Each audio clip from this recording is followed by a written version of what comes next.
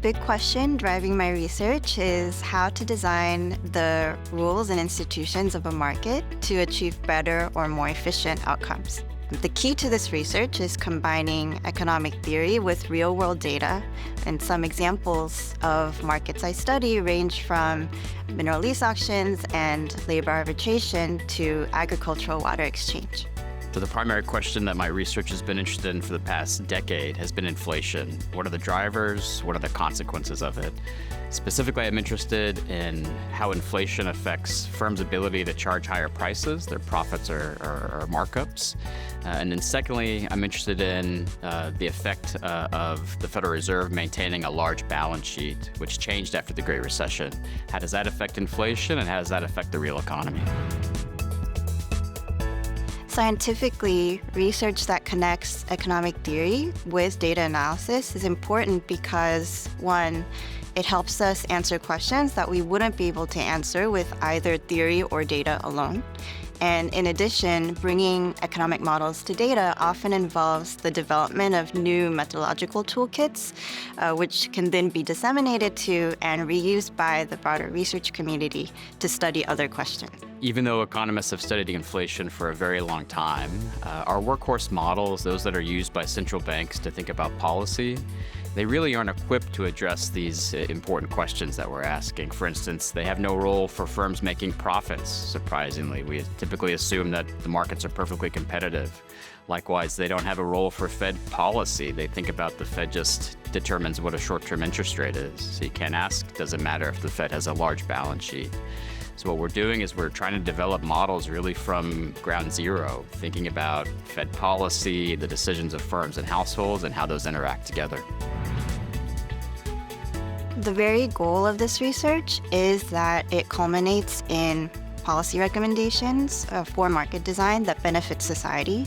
And that output of this research is important because these market institutions that we design, like auctions, exchanges, arbitration rules, etc., these are ubiquitous, and the magnitude of economic activity governed by them is enormous. Yeah, inflation's interesting. It affects all households. It doesn't matter your income or wealth, your demographics, your geography.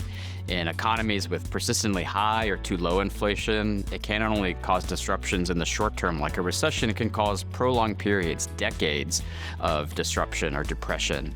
And so it's why the Federal Reserve and central banks are so interested in controlling it. And so we need to understand what its key drivers are and how that's changed across time. The drivers today are different than the drivers in the past.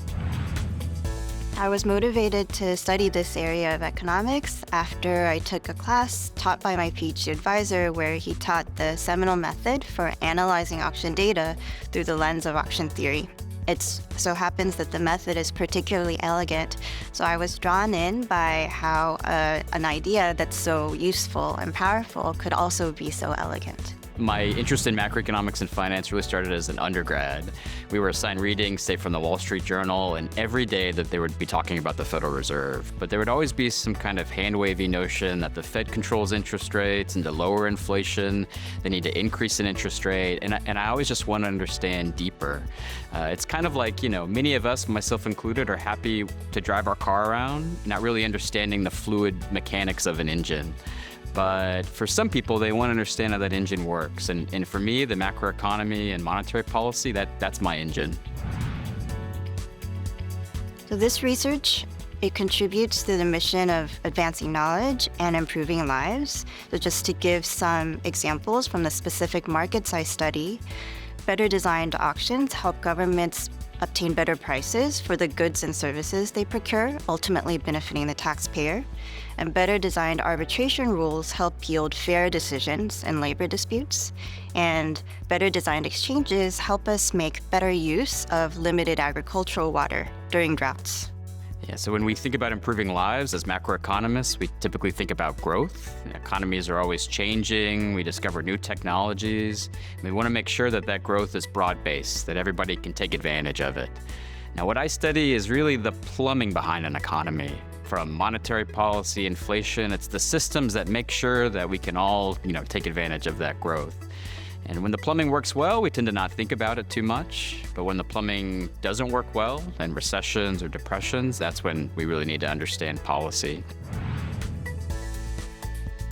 In the coming years, I'm excited to continue studying water markets, especially as water scarcity becomes more common around the world. I'd like to better understand the behavior of market participants, diagnose the size and source of market inefficiencies, and ultimately devise practical market reforms that help us make the most of finite water resources. Yeah, looking ahead, really more of this. I mean, inflation, monetary policy, there's always new questions to ask. It's always having to think about how the economy is adapting. That creates new channels of how inflation is affecting households. It's an exciting research agenda because to study it, you really need to understand the data, not just at an aggregate level, but at a micro household firm level. You need to develop new models and computational techniques. And so that'll keep me and my co-authors busy for a while.